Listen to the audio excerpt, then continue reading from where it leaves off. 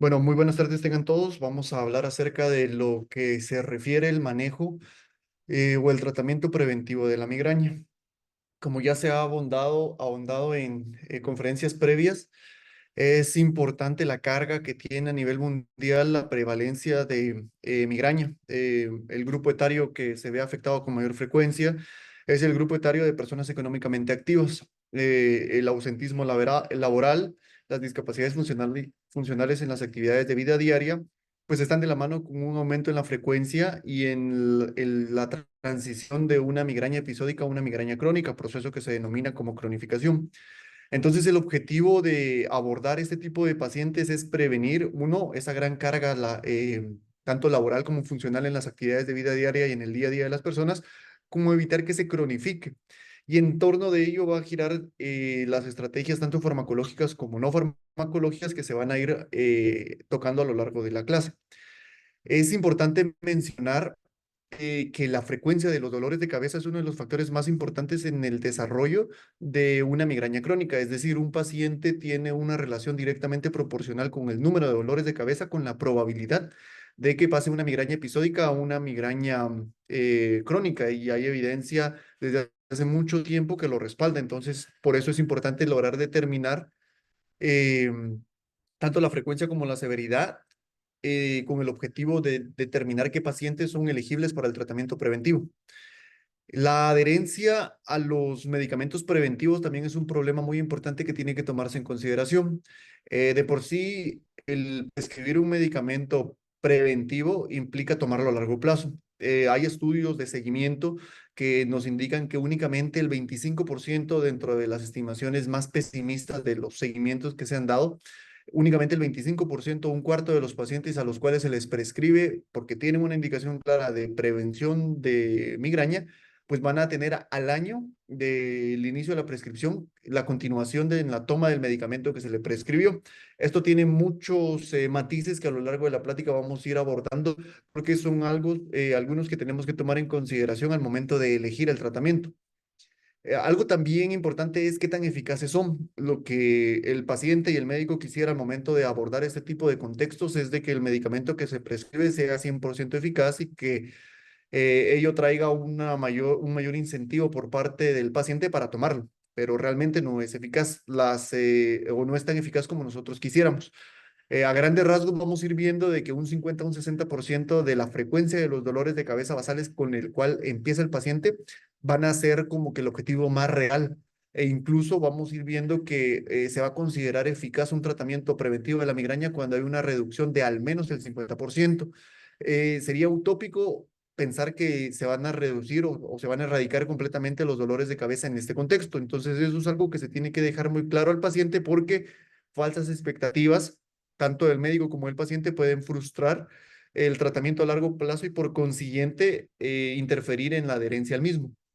Y esto era lo que les mencionaba, al menos las pautas actuales de la Asociación Americana de Neurología, el Colegio Americano de Neurología y la Asociación o la Sociedad de Dolores de Cabeza nos indican que lo real que nosotros tendríamos que esperar es como mínimo un 50%. De 50% para arriba, eso varía entre paciente y paciente, pues una respuesta con que sea el 50% la podríamos considerar eficaz.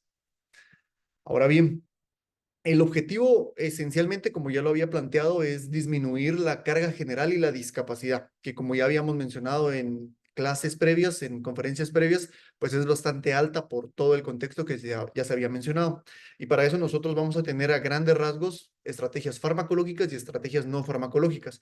Y las estrategias no farmacológicas a su vez se van a dividir en dos grandes grupos: medicamentos preventivos no específicos y medicamentos preventivos específicos. Los no específicos son los que se desarrollaron con una indicación primaria diferente a la prevención de la migraña, pero que a lo largo del tiempo la investigación ha arrojado evidencia sólida que se puede utilizar con un gran nivel de evidencia, con una gran fuerza en la recomendación para tratar o para prevenir la migraña, tanto episódica como crónica. Eso vamos a ir viendo a lo largo de la clase. Pero como ustedes pueden ver, aquí únicamente les tengo tres grupos, pero hay muchos más de antihipertensivos, antidepresivos y anticonvulsivos como los primordiales o los principales. Y a lo largo, desde la década de 2000 en adelante, pues se fueron desarrollando nuevos medicamentos en función del mayor conocimiento de los aspectos fisiopatológicos que tienen un rol preponderante o importante en la migraña. Y es por eso que ya se desarrollaron medicamentos específicos. Esencialmente, el péptido relacionado con el gen de la calcitonina y su receptor juegan un rol importante. Y aquí tenemos dos grandes grupos, los anticuerpos monoclonales que pueden ir tanto al ligando como al receptor, o los antagonistas del receptor de molécula pequeña que los aprobados para la prevención de la migraña esencialmente son dirigidos específicamente al receptor, los que se conocen como gepantes. Pero también es importante tomar en consideración que existen otras modificaciones que se tienen que prescribir al paciente en función de la disponibilidad y el contexto del mismo. Por ejemplo, terapias cognitivo-conductuales, enfoques relacionados con el estilo de vida, hora-sueño, modificaciones en dieta o disminución de targets o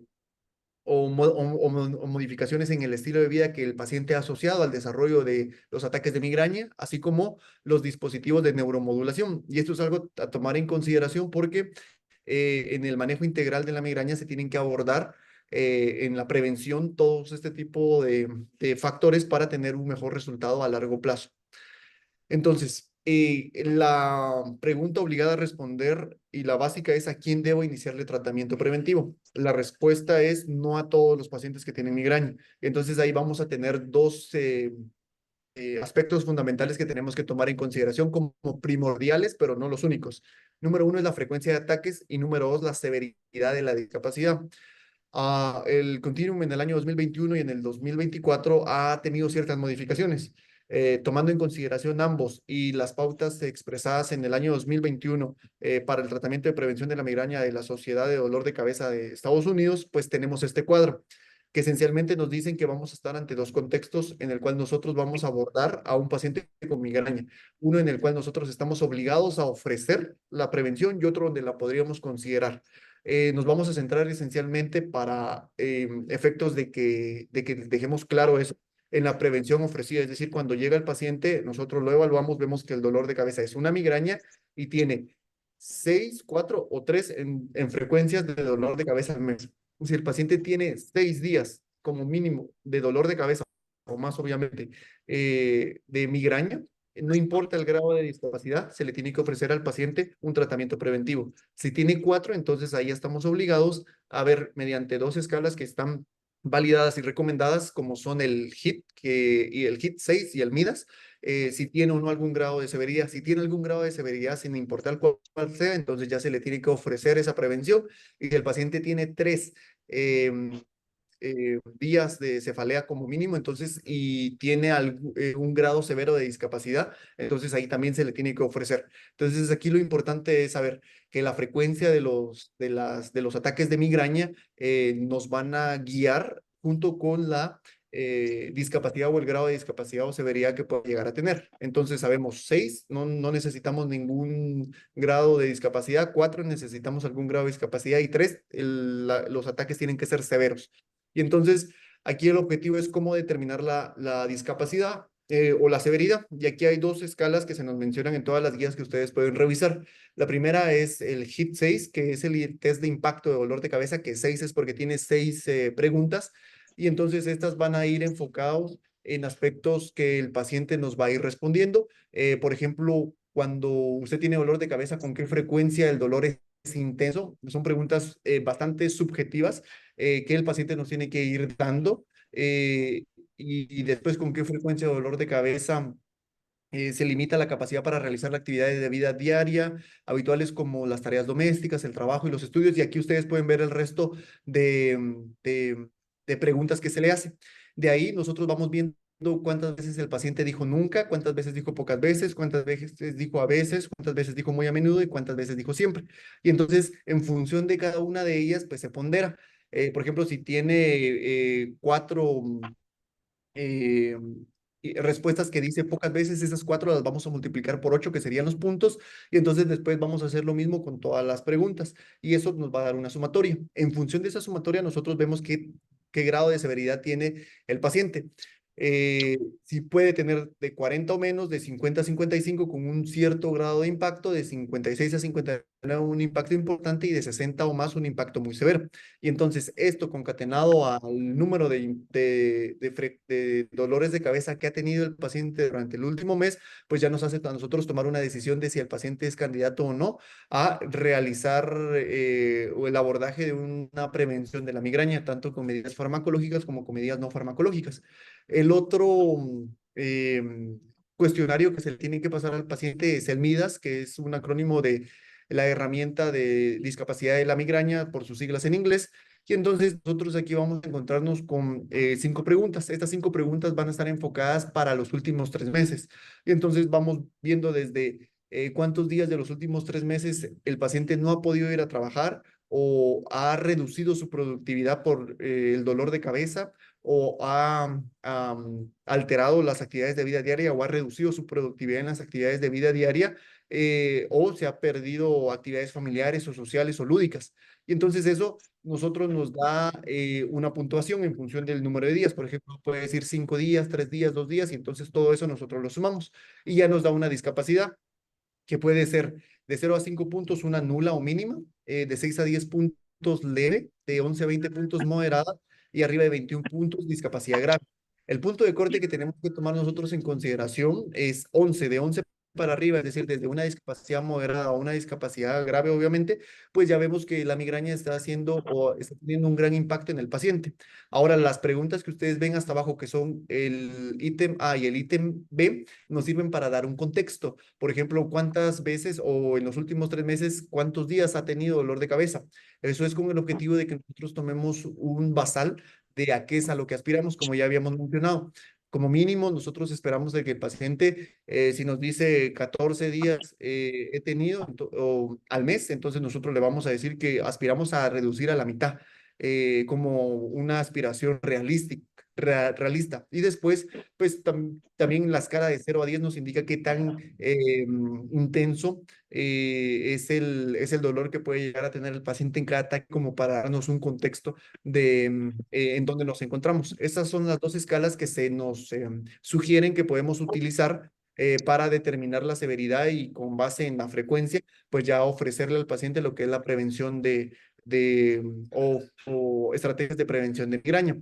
Ahora, no únicamente son estos dos los factores que tenemos que tomar en consideración. Sí son los más importantes y sí son en lo que las guías nos mencionan más evidencia, pero también, por ejemplo, cuando tenemos contextos en los cuales no podemos utilizar un fármaco porque está contraindicado por alguna característica del paciente, o por ejemplo, cuando tenemos una migraña por uso excesivo de medicamentos, ya sea INES o no INES, o cuando tenemos que son migrañas, pero son altamente incapacitantes, por ejemplo, en la migraña hemipléjica familiar o la migraña con aura del tronco encefálico, e incluso por las preferencias que pueda llegar a tener el paciente. Entonces, todos esos factores nosotros tenemos que tomar en consideración al momento de ofrecerle o no ofrecerle al paciente una terapia preventiva para la migraña, ya sea migraña episódica o migraña crónica. Dentro de las consideraciones generales, antes de hablar específicamente de todos los grupos de medicamentos que nosotros vamos a tener y las modificaciones del estilo de vida, pues tenemos que definir qué es la migraña crónica. Y entonces la definición operacional que se nos da desde la revisión número 3 de la clasificación internacional del dolor de cabeza o de la cefalea, pues lo vamos a definir como dolores de cabeza o cefaleas que ocurren al menos 15 días, es decir, de 15 días para más durante al menos 3 meses, es decir, durante los últimos 3 meses, el paciente cada mes va a tener 15 días de dolor de cabeza o más, y de esos 15 días de dolor de cabeza o más, el paciente va a tener al menos 8 días o 8 dolores de cabeza, por decirlo de alguna forma, que son compatibles con migraña, es decir, la migraña ya sea con aura o sin aura, hemicrania, pulsátil, asociada a los síntomas que pues ya conocemos que son los característicos de la migraña. Y el resto de los días pueden ser dolores de cabeza que pueden ser compatibles con cefalea tensional, que sería como que lo más frecuente. Entonces, si cumplimos esos criterios, nosotros nos encontramos ante una migraña crónica. Y entonces, como ya les había mencionado previamente, el proceso mediante el cual una migraña episódica va a pasar a una migraña crónica se conoce como cronificación. Porque es importante el reconocimiento de este fenómeno, porque esencialmente es un fenómeno, porque es la manifestación clínica de múltiples factores, tanto intrínsecos del paciente, es decir, del género, de los hábitos de vida, de las comorbilidades, del uso de los medicamentos, de la eficacia del uso de los medicamentos. Y no es solo porque así se ha planteado, sino porque existe evidencia muy contundente que nos habla de todas estas características. Es por eso que existen diferentes metaanálisis, uno de los cuales pues ha evaluado muchos factores que se han tomado en consideración, es este publicado en el año del 2015 por Lipton y colaboradores, en el cual se vieron varios factores que los agruparon en diferentes grupos, en características sociodemográficas, del estilo de vida y hábitos, en hallazgos específicos del dolor de cabeza, en las comorbilidades y enfermedades concomitantes o condiciones concomitantes que pueda llegar a tener el paciente y en el tratamiento farmacológico. Y entonces, en función de eso, vieron cuántos estudios habían, qué tipo de estudios eran, si eran de cohorte o de casos y controles, y con base en eso, qué fuerza de evidencia tenían, si era débil o era fuerte o era moderada. Y entonces, como podemos ver acá, dentro de las características sociodemográficas, pues esencialmente únicamente la obesidad, a mayor índice de masa corporal, existe una mayor probabilidad de que el paciente cronifique, pero la evidencia o la fuerza de la evidencia es moderada, pero las que sí tienen fuerza son hallazgos específicos de dolor de cabeza, es decir, frecuencia de días de dolor de cabeza, como ya habíamos mencionado, a mayor frecuencia de días de dolor de cabeza, mayor probabilidad de que el paciente cronifique. Dentro de las comorbilidades, la depresión es algo que se ha asociado de forma bastante fuerte y dentro del tratamiento farmacológico, el uso o el sobreuso de lo que son los medicamentos para tratar el dolor de cabeza. Estos tres elementos son los que obviamente no los únicos como podemos darnos cuenta, pero son a los que más tenemos que ponerle hincapié cuando estamos evaluando por primera vez un paciente que aún no tiene una migraña crónica, porque es en los cuales nosotros tendríamos que ir enfocados para evitar de que el paciente entre en este fenómeno de cronificación. Entonces, como ustedes se pueden dar cuenta, no son solo esos, pero son los más o los que tienen la evidencia más fuerte en los cuales nosotros nos deberíamos de enfocar.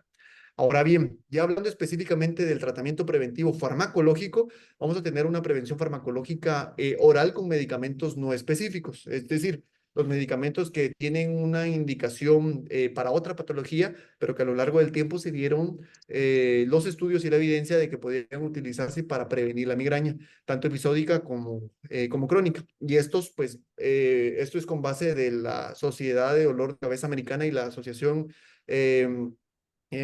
Americana de Neurología, en el cual nosotros vemos diferentes grupos y en el nombre, a la par del nombre del medicamento, el nivel de evidencia. Vemos, por ejemplo, dentro de los anticonvulsivos tenemos varios, desde el divalproato sódico, el valproato sódico, el levetiracetam y el topiramato, que tiene la mayor, al igual que el valproato sódico y el divalproato sódico, la mayor fuerza o el mayor nivel de evidencia, que es un nivel de evidencia A, ya lleva muchos años probándose. Se resalta en negro el topiramato porque está para migraña crónica, como vamos a ir viendo más adelante, pero también para migraña episódica y es el que se recomienda como primera línea dentro de los tres de nivel A. Obviamente esto en el contexto del paciente, porque por ejemplo, si tenemos un paciente que tiene un biotipo morfológico asténico, que es mujer y que está utilizando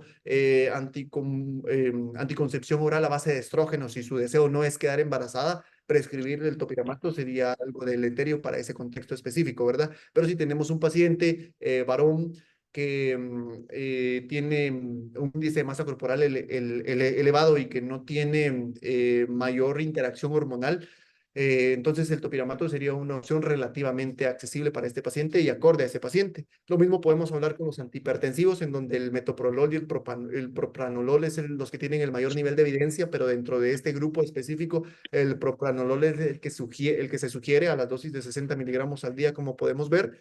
Eh, Existe evidencia y vamos a ir viendo también en las últimas guías que salieron en este 2024 sobre el candesartán, que acá, esta es información recabada del 2021, tenemos un nivel de evidencia C, pero actualmente ya ha subido de nivel de evidencia, pero al menos en este contexto, con base en el pie de página que pueden ver ahí en la diapositiva, pues aún era un nivel C. Obviamente, fármaco candesartán en el contexto de un paciente que es hipertenso y que necesita la prescripción de un fármaco con proba eficacia para disminuir la presión arterial, pues el candesartán sería una opción muy razonable. Dentro de los antidepresivos tenemos únicamente con nivel B la amitriptilina y la venlafaxina. Se remarca en negro la amitriptilina debido a que los estudios que le dan el nivel B es con base en la disminución, la terminación prematura de dichos estudios por la falta de seguimiento de los pacientes. Es decir, son condiciones más inherentes a la logística o al protocolo de los estudios que por la falta de eficacia como tal que haya tenido. Por lo que, pues, dentro de los antidepresivos, si es el contexto que el paciente necesita ese tratamiento, pues la mitriptilina a dosis de 50 miligramos por la noche es una opción muy razonable, aunque sea a nivel B. Esto era lo que les había mencionado.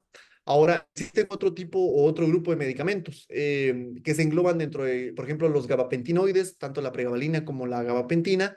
En la pregabalina no existen estudios lo suficientemente grandes o robustos como para que las guías lo tomen para dar un nivel de evidencia. La gabapentina tiene resultados contradictorios, unos a favor, otros en contra, por eso no se toma una postura específica y por eso el nivel U como grado de recomendación. La memantina tampoco, al igual que la gabapentina, tiene los estudios suficientes como para poder hacer una recomendación clara con base en un nivel de evidencia. Y obviamente lo que ya conocemos que es las 155 unidades internacionales mensuales para migraña crónica en pacientes con la administración de toxina botulínica tiene un nivel de evidencia A. Esto es algo que ya es tiene un protocolo específico que se conoce como protocolo PREM, que es el que se menciona acá, que es, nosotros lo vamos a considerar después de que dos clases de medicamentos de los que habíamos hablado previamente, pues hayan fracasado de estos medicamentos no específicos para la migraña, entonces nosotros ya podríamos considerar la toxina botulínica A o una terapia dirigida para el péptido relacionado con el gen de la calcitonina. Aquí vamos a hacer la mención de que con respecto a la toxina botulínica A y la administración del protocolo PREEMP, actualmente con la evidencia hasta 2024, las guías nos sugieren lo mismo, es decir, tenemos que ver dos medicamentos o dos grupos de medicamentos preventivos no específicos. Si estos no son eficaces para la prevención que nosotros nos habíamos planteado en frecuencia, en intensidad y en cuestiones de severidad con base a las escalas que nosotros pasemos, pues entonces ya podemos proponer al paciente toxina botulínica si es lo que nosotros queremos. Ahora, si el contexto del paciente es que nosotros queremos ofrecerle un fármaco específico contra el péptido relacionado con el gen de la calcitonina, entonces aquí ya la evidencia actual nos indica que ya no es necesario que hagamos el ensayo con dos medicamentos específicos. Y eso lo vamos a dejar claro en una de las diapositivas más adelante, pero de una vez lo mencionamos para que no haya confusión con respecto a ello. Entonces, y ahora la opción de todos los fármacos que les había mencionado, la pregunta lógica es, bueno, ¿qué medicamento vamos a elegir? No somos los únicos que nos hemos planteado esto y parte de la respuesta es lo que ya les había mencionado, el contexto del paciente. Obviamente tenemos que ver específicamente si es migraña episódica, migraña crónica y todas las características del paciente. Pero pues le traigo diferente evidencia que logré recabar. Este es un metaanálisis del efecto que compara las diferentes drogas aprobadas para la profilaxis de la migraña. Y entonces acá se analizaron 179 ensayos clínicos aleatorizados. Y este forest plot es como que el resumen de los grupos principales. Como vemos, tenemos bloqueadores del receptor de angiotensina, como ya habíamos mencionado, el candesartán. Anticonvulsivantes únicamente metieron un topiramato y valproato. Beta bloqueadores, ahí sí vemos tanto el metoprolol como el propranolol. Agonistas de la serotonina, inhibidores selectivos de la recaptación de serotonina o antidepresivos tricíclicos. Y entonces aquí la debilidad, por decirlo de alguna forma, de este metaanálisis es de que todo fue comparado contra placebo. Entonces aquí únicamente se demostró de que en el número de dolores de cabeza, la disminución pues estuvo a favor obviamente de la intervención farmacológica. ¿Y a qué conclusión llegan los autores con base en esto? Llegan a dos claras. La primera es la que cae por su propio peso al ver este forest plot, que es que entre no dar nada y dar algo, siempre va a ser mejor dar algo para prevenir la migraña. Y la segunda, pues lo que ya habíamos mencionado, que la selección del medicamento debe adaptarse a las preferencias, las características y los perfiles de efectos secundarios de cada paciente, que era lo que habíamos mencionado. Un paciente que nosotros estamos sospechando depresión, psiquiatría lo evalúa y confirma la depresión, pues la opción del mejor antidepresivo sería un tricíclico, en este caso amitriptilina o en todo caso fluoxetina.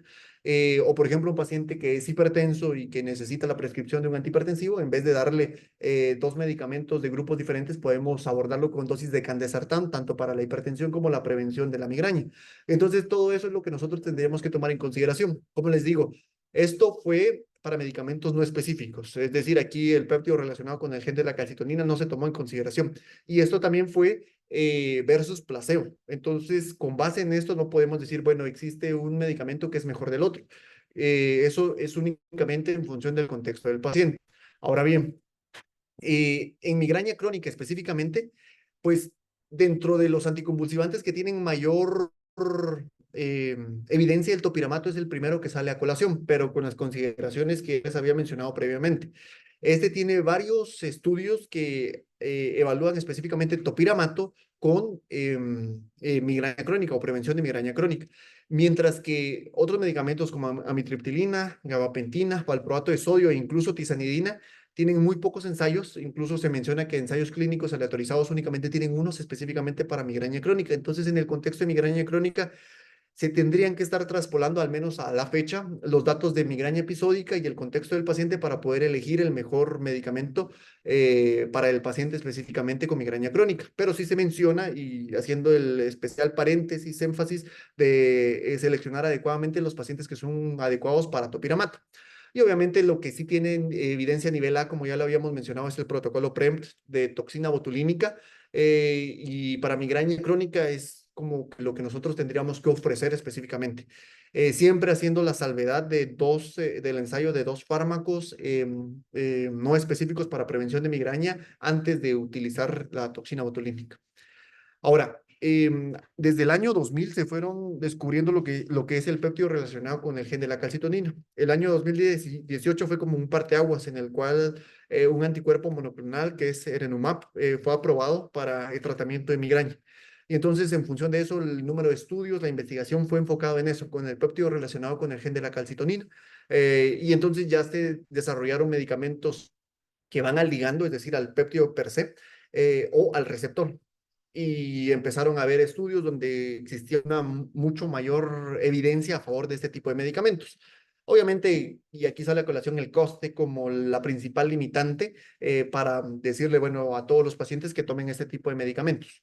Pero con respecto a estos medicamentos específicos, vamos a hablar de dos grandes grupos, de los anticuerpos monoclonales y de los antagonistas de receptor pequeño o de molécula pequeña contra el receptor específicamente, los que se conocen como gepantes.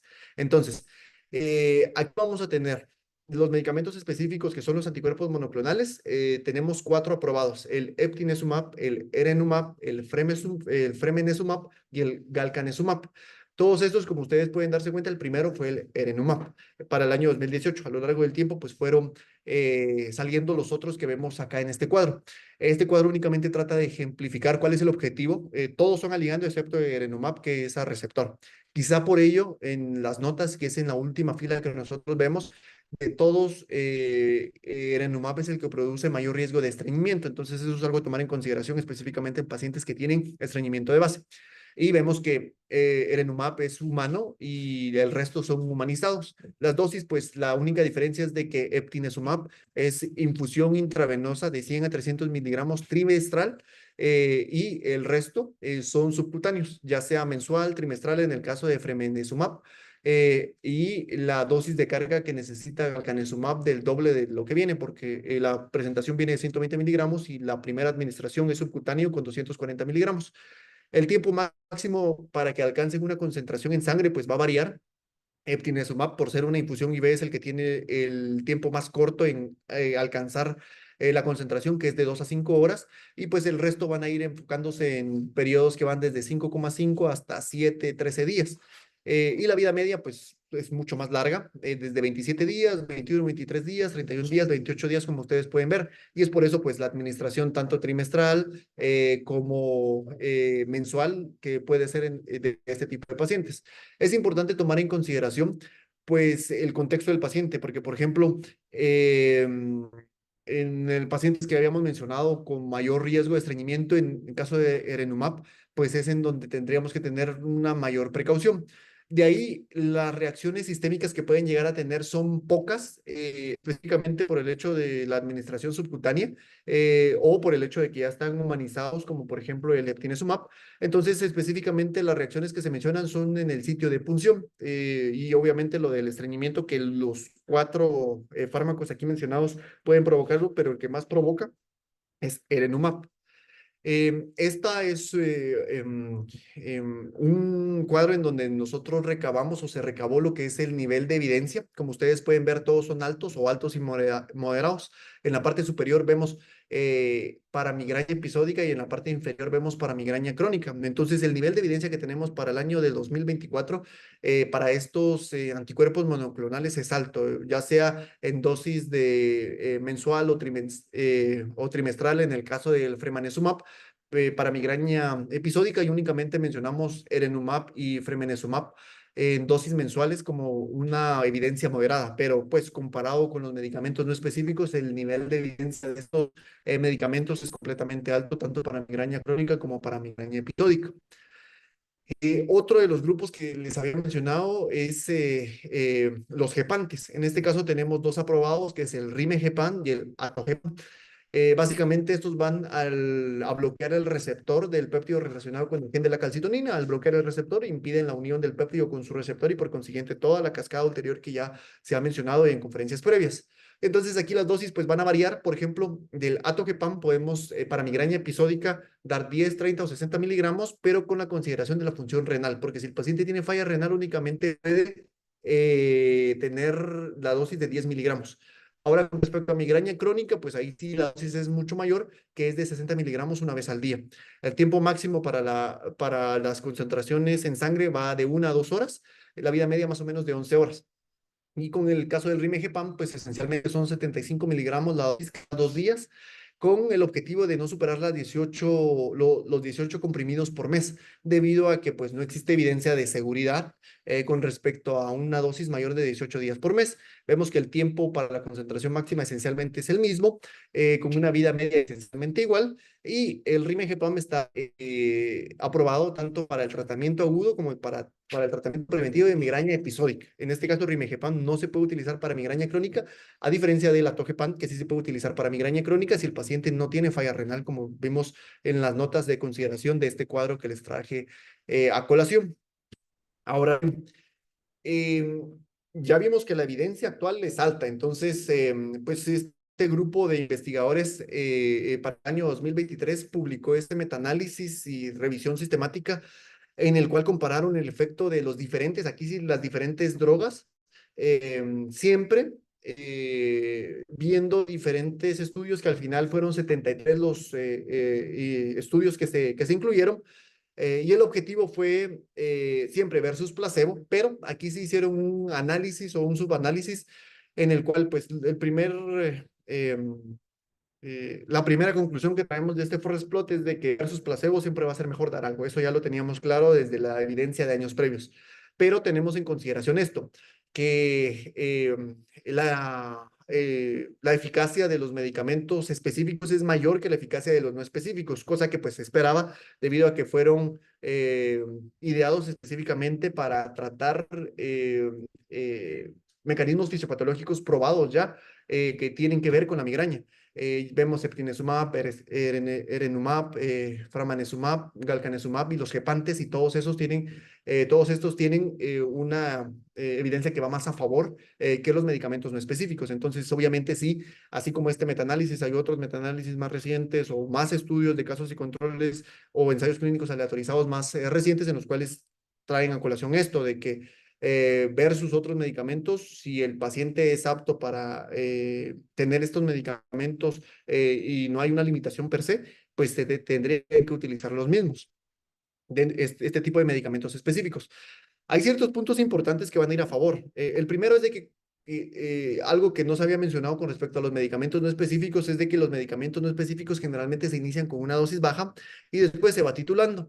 Y esta titulación esencialmente es para ver que el paciente lo tolere, porque por ejemplo un antihipertensivo puede tener episodios de hipotensión y entonces este paciente tendría que estar monitorizando presión arterial o otro,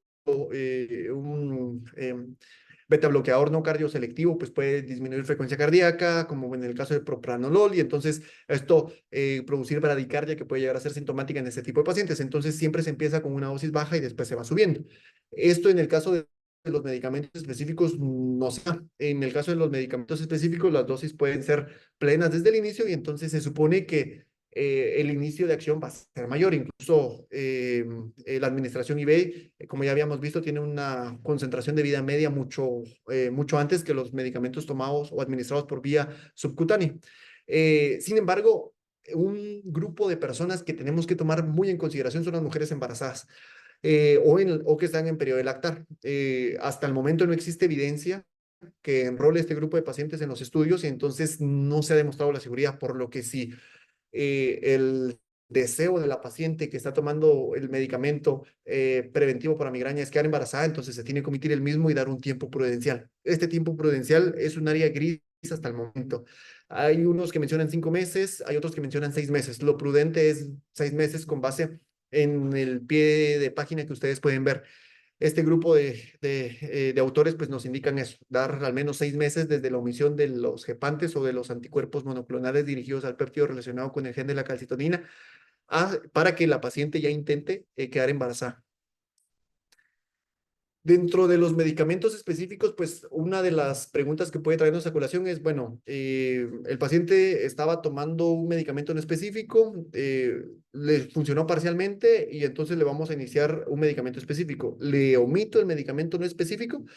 La respuesta, pues esencialmente se basa en estudios de vida real. Los estudios de vida real que se nos mencionan, en el primero que vemos fueron 166 adultos, tenían varios grupos, eran desde antidepresivos tricíclicos, anticonvulsivos, beta bloqueantes o bloqueadores de canales de calcio, y se dieron cuenta que cuando usaban o recibían Erenumab, que fue el medicamento que enrolaron acá, pues tenían un mejor resultado, traducido en menos días de cefalea. Esencialmente aquí vieron que la combinación de los mismos pues era mejor.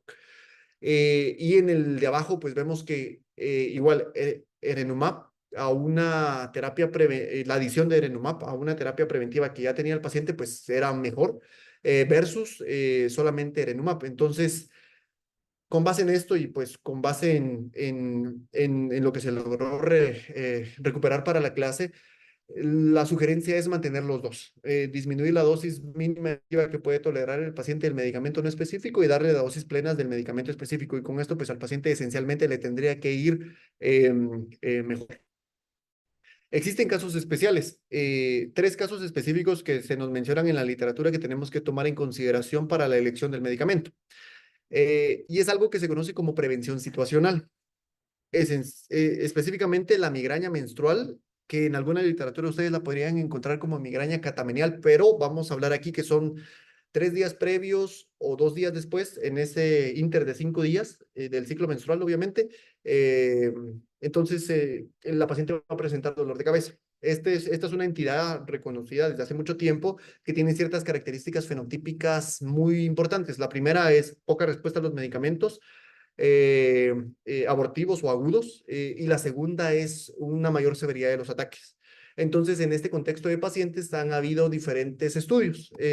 Tenemos este estudio que es una revisión sistemática y un metaanálisis comparando la efectividad de los diferentes tratamientos para migraña menstrual y en este caso tenemos para el tratamiento agudo sumatriptán a dosis de 100 miligramos como uno de los más efectivos, pero también para tratamiento agudo y para preventivo, es decir, sin necesidad de que la paciente empiece con el dolor de cabeza, sabe que le va a venir su ciclo menstrual porque es regular y entonces 3 días antes va a tomar forbatriptam 2.5 miligramos BIT.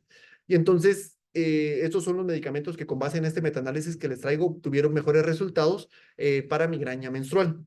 Otro de los de esta revisión narrativa que les traigo abordaron el papel del péptido relacionado con el gen de la calcitonina. Y entonces aquí se dieron cuenta que versus triptanos, versus cualquier otro tipo de medicamentos, los medicamentos cuyo target es el péptido relacionado con el gen de la calcitonina, pues eran mejores. Y entonces la evidencia va virando hacia ello, ¿verdad? Hacia los medicamentos específicos como la mejor estrategia de tratamiento para prevención en diferentes situaciones, en este caso en migraña menstrual. Ahora, con respecto a episodios, porque hay pacientes que presentan episodios de migraña específicamente los sábados por la mañana y asociados a estrés o viajes, en este caso no hay estudios lo suficientemente grandes como para poder tener una recomendación clara, pero los autores mencionan de que se podrían traspolar ciertos datos de los estudios de migraña menstrual para este tipo de situaciones, específicamente los que se presentan por los sábados por la mañana o los asociados a estrés o viajes, pero hacen la salvedad de que por la falta de evidencia farmacológica se tiene que enfocar mucho en las estrategias no farmacológicas, como vamos a ir viendo más adelante. Con respecto a la prevención de la migraña en general, vamos a traer a colación las guías publicadas en el año 2024 de la Sociedad Americana de Dolor de Cabeza, en el cual ponen un punto de posición claro. Primero mencionamos eh, em, para migraña episódica, perdón, lo que es el tratamiento. Aquí, como podemos ver, tenemos diferentes opciones, desde 1 hasta 9. Y entonces, como les había mencionado antes de 2024, es decir, 2023, 22 y para atrás, desde que fueron aprobados en el 2018 Erenumab, decían, para que nosotros veamos o valoremos utilizar de molécula pequeña o anticuerpos monoclonales contra el péptido relacionado con el gen de la calcitonina, tenemos que haber probado primero 2 grupos de medicamentos específicos. Y entonces se mencionaba topiramato, valproato sódico o valproato sódico y los que habíamos mencionado. Sin embargo, para el 2024 ya se dice que se puede considerar tanto para migraña aguda como para migraña crónica lo que es la utilización de estos péptidos sin necesidad de hacer ese puente entre 2 medicamentos no específicos. Y entonces acá, esto es claro, en el panel A que les traje acá, se menciona sobre migraña aguda, es decir, de 4 a 14 días de cefalea por mes, y en el panel B, para migraña crónica, que sería más de 15 días de cefalea por mes. Y entonces ustedes pueden ver tanto en el panel A, en el número 8 y en el número 9, como en el panel B, en el número 9 y en el número 10, la utilización desde el inicio de lo que es este tipo de medicamentos específicos para la migraña. Y entonces ellos ponen claro este punto de vista, que las terapias de migraña dirigidas contra el péptido relacionado con el gen de la calcitonina son una opciones de primera línea para la prevención de la migraña. Y entonces no requieren el tratamiento o el fallo de tratamiento con medicamentos no específicos, como ya les había mencionado previamente. Entonces, esto es algo que tenemos que tomar en consideración porque es a donde está virando la evidencia actual. Y algo muy importante que vamos a tocar son las intervenciones no farmacológicas. Eh, Así como en todas las patologías que nosotros evaluamos, existen estrategias farmacológicas como no farmacológicas. Las que tienen mayores evidencias son las modificaciones en el estilo de vida. Aquí hacen referencia a horas sueño, no tienen un target específico de cuánto tiempo de hora sueño, pero es lógico que un sueño reparador, una buena calidad de sueño se va a asociar con menos ataques de migraña, porque así lo han demostrado la evidencia actual. Una adecuada hidratación, una adecuada alimentación. El paciente en sí es muy heterogéneo en los factores que desencadenan eh, lo que es el ataque de la migraña.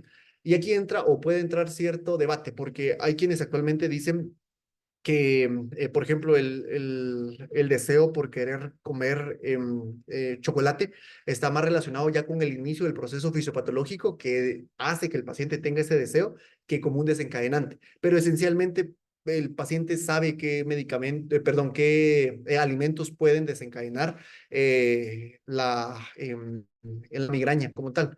Obviamente sabemos de los efectos deleterios del alcohol en múltiples patologías y para la vida diaria per se. Entonces, el evitar el alcohol es algo que se menciona con un gran énfasis. La cafeína la mencionan como su uso se ve en grandes cantidades. No hay un punto de corte específico para decir tantas cantidades o tanta cantidad de cafeína ya es deleteria y menos de esa cantidad es todavía permisible, pero mencionan que el tomar o el consumir grandes cantidades de cafeína también se tendría que modificar. Y obviamente la actividad física regular, que tampoco hay un punto específico que diga cuánto tiempo, pero aquí se menciona lo de las guías de otras patologías para evitar riesgo cardiovascular, 150 minutos de ejercicio durante la semana distribuido de la forma más conveniente para el paciente es lo que se tendría que sugerir también en este tipo de pacientes. Otra de las intervenciones no farmacológicas que tienen ya cierto grado de evidencia, porque hay varios estudios que lo demuestran, son los suplementos nutricionales y a base de hierbas. Especialmente traemos estos cinco niveles de evidencia B, niveles de evidencia C y niveles de evidencia que no son concluyentes o que no, los estudios no dan para dar un nivel de evidencia, como es el caso de la melatonina, pero por ejemplo, magnesio, riboflavina, coenzima Q, melatonina o incluso manzanilla en té. Ahí mencionan dosis de 50 a 30 miligramos de manzanilla al día, que tiene un nivel de evidencia B con base en los estudios que utilizaron para la realización de estas recomendaciones, pero esencialmente es algo que tendríamos que tomar en consideración también y obviamente con los efectos secundarios importantes. Por ejemplo, el magnesio, el efecto secundario de diarrea y náuseas, o la riboflavina con diarrea y un cambio en la coloración de la orina. Eh, y obviamente manzanillas que en determinado momento puede producir edema en cierto tipo de pacientes, específicamente en pacientes que son alérgicos, que sí se ha mencionado. Dentro de las intervenciones no farmacológicas que también se mencionan, tenemos intervenciones mente-cuerpo y conductuales. Acá esencialmente trae o viene a colación la terapia cognitivo-conductual, el entrenamiento de relajación, la biorretroalimentación térmica o electromiográfica, el mindfulness también es algo que se ha mencionado, que son estrategias que se podrían en determinado momento sugerir al paciente.